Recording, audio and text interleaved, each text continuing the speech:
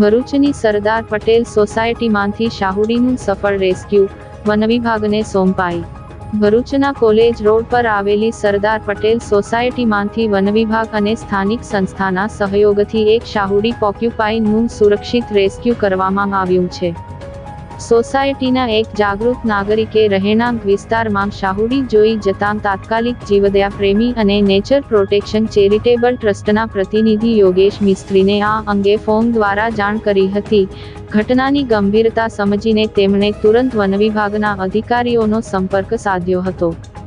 One વિભાગના અધિકારીઓના યોગ્ય માર્ગદર્શન હેઠળ જીવદયા પ્રેમીઓની ટીમે ઘટના સ્થળે પહોંચીને ભારે જહેમત બાદ શાહુડીનું સફળતાપૂર્વક રેસ્ક્યુ કર્યું હતું. રહેણાંક વિસ્તારમાંથી સુરક્ષિત રીતે બહાર કાઢવામાં આવેલી આ શાહુડીને બાદમાં વન વિભાગની ટીમને સોંપવામાં આવી હતી, જ્યાંથી તેને તેના કુદરતી રહેઠાણમાં મુક્ત કરવામાં આવશે. સ્થાનિક રહીશોની તત્પરતા અને જીવદયા પ્રેમીઓની સમયસૂચકતાને કારણે એક વન્યજીવનો બચાવ થયો છે.